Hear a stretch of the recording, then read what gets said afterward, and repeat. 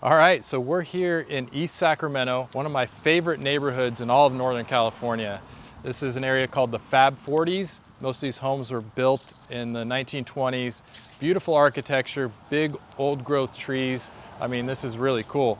But I got a call back. I got a call back from an old customer that I did their backsplash in 2005 and I did their shower in 2011. I made one of my very first YouTube videos on the shower in here, so I'm so excited to see how everything is held up.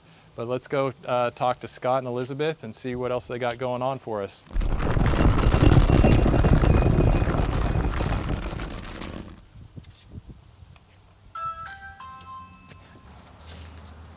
Scott, how are you? How are you doing? Good to see you. Have you seen my YouTube channel? I've watched a couple of them. Yeah, you'll have to check it out. But one of my very first videos I made was of your shower that we did in here. All right. Yeah, 2011. Shower pan, I think it was. Yes, yep. So you've seen it? Yeah. Oh, very cool. Yeah. Very cool. All right, so yeah, let's check out the backsplash. So Elizabeth, do you remember when the timing was on this one? Well, it had to be after 2005. I think yeah. End of that year, the next year. Wow, it still looks in great shape. Man, the marble looks so beautiful. It was a great combination. And you came up with the blue tile idea. It just really set it off. Because I believe you guys purchased the mural In Spain. Yeah. in Spain? We bought it. We went into an artisan tile shop, and the artist was there painting the tiles. And we said, wow, that would really be great for our kitchen. He said, great. And we paid him, and maybe a month and a half later, there's a FedEx delivery, and it's the tiles. Well, this is so neat. I have a picture, and I'll try to find it. I don't think it's digital. It was an actual paper picture. And I remember I'm standing here looking at this, and I don't know who took the picture, if it was my daughter or whatnot, but yeah, I was really proud of this design and coming up with it and making it work. You can see how I laid everything out, so everything's balanced. The border's balanced. We got equal cuts going around, and then also the same cut on the top and the bottom there. And this was from, I believe, Natural Stone Design Gallery, probably. Yes, it was. And I think that's how you got my number. It was. I was getting, I think so. yeah, a lot of referrals from them at the time. They really got my start in the tile trade. I had done tile before, and I wanted to keep doing it. And so that's how my whole business, this whole thing got started. When we started working with you, I remember it was you were just getting things started. Yeah. And it was so fun for me to be out, on a call, and to drive by your showroom out there in Rockland. I was like, oh my gosh, I've got to stop and say hi. Yeah. How's the shower holding up? I'd love to see the shower. Okay. Wow, this is incredible. Subway tile. So again, this was 2011. And look at the base detail we did on the curb there. That looks great. Well, and I don't know if you remember, but where the white 4x4 tiles are, Elizabeth wanted marble. And the thickness of the marble was different than the thickness of the tiles. And you couldn't make it work.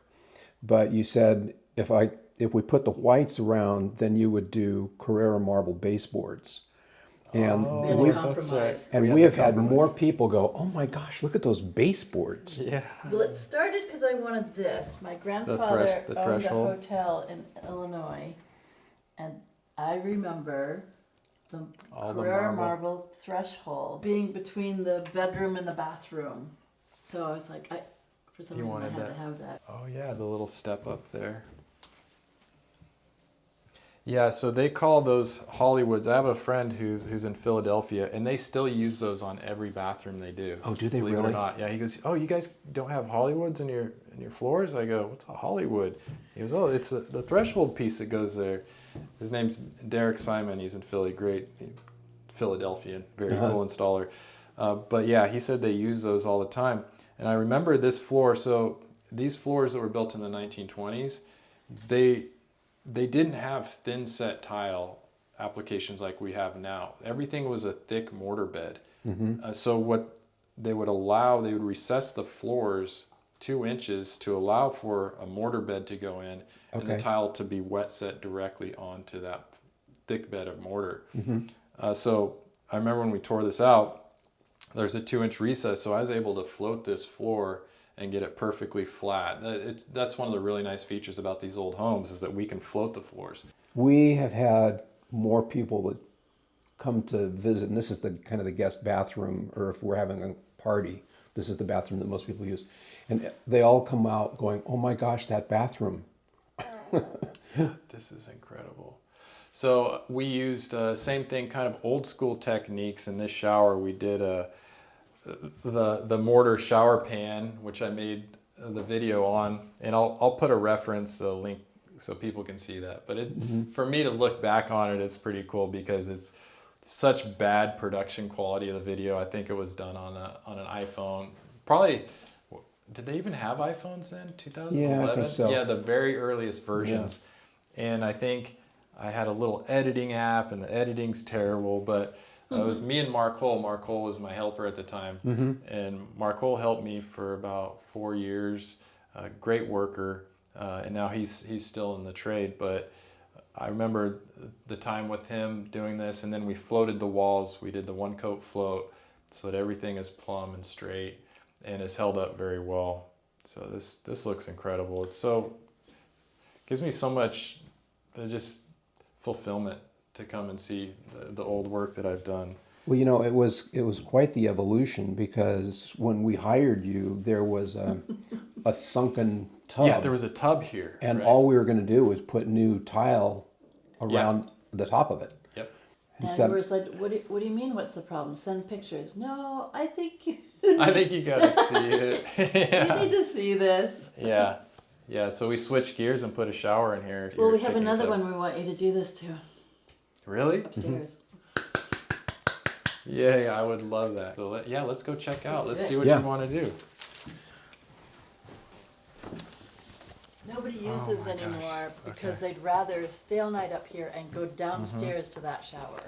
See, this is the original mosaic floor. Yeah. This is so incredible. That is original. It is. Tell me we're keeping that. Oh, yeah. Okay. Good. Because if you were going to tell me that you wanted to tear that out, I think I was going to say no. Sorry. In fact, I'm not going to do it. That is original 1920s. The pedestal sinks got cracks in it, and we can't get the plumbing to stop leaking, and we won't take it out because this is a throwback to 1925. I don't know if I've seen one in this good of shape either. Most of the time they've gotten some cracks, from the house shifting and everything. But again, I think because these are a reinforced mortar bed, it just kind of moves as one. Okay, so we want to turn this into a shower? Just make it a shower. Yep. So I'll just come up with some budget numbers and we'll talk. And then, you guys can come up to the showroom. We have a lot of tiles to pick from up there. Yeah, we have our own design showroom. Okay. Thank you so much for having me. Great seeing you. Yeah, great to see you, Elizabeth. Let me give you a hug again. That was awesome. Thanks for keeping in touch, and really look forward to doing the next projects. Yeah. Yes, All right, you guys. All right, enjoy the rest of your day. We'll talk to you soon. Okay. Bye-bye. Bye, guys. All right, so how cool was that, man? Going to a job that we did 20 years ago, client from 20 years ago, and they're still calling me back, still really appreciate the work. Such a rewarding feeling. Really did kind of take me back to the early days. And man, I've been so blessed to have so many wonderful people that have helped me along the way. Just really wonderful grassroots, slow growth business. And now here we are today with all my employees and a shop, and I'm still having these people call is just really incredible.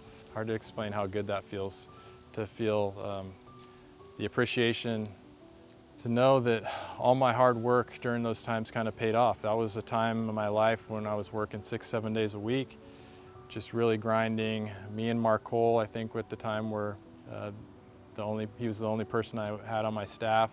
We worked together, and we would work 6-7 days a week, 10, 12 hours a day. And it just feels like it's all starting to pay off. So if you guys are new, I encourage you, keep on the journey, keep going, keep moving forward. Don't give up when those times get hard, because there's going to be a lot of times that are really difficult where you feel like, I don't know if this is worth it, I don't know if I can make it.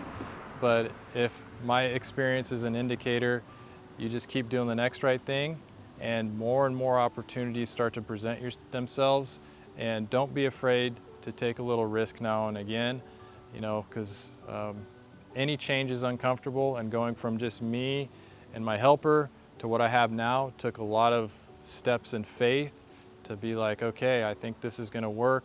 But each time I did that, it gave me more and more confidence to take more steps, right? When I would see that I would step out in faith, and like when I opened the showroom and that worked, I'm like, oh, well, that was so scary at the time, and it worked out. The next opportunities that were big that came up, I'm like, well, that one worked out. Why wouldn't this work out? And I'm not saying things always work out, but that is what it takes. Change is uncomfortable at times. So, but the main thing I would say is treat people right, and don't try to get too big too fast, and take care of any callbacks. People call you back if they have some cracked grout, a cracked tile. Go take care of them. And in my case, because I did that, I have all of these wonderful opportunities to come back, work in my favorite neighborhood in Sacramento for some great clients that I've known for 20 years. If you're watching this video, just do the next right thing. Again, the saying that I learned a couple weeks ago in Indianapolis, be, do, have. Be the person you want to be. Do things that are in line with that person that you want to be, and you're going to have these amazing things in the end. So I love you. I love being your tile coach. We'll see you on the next video.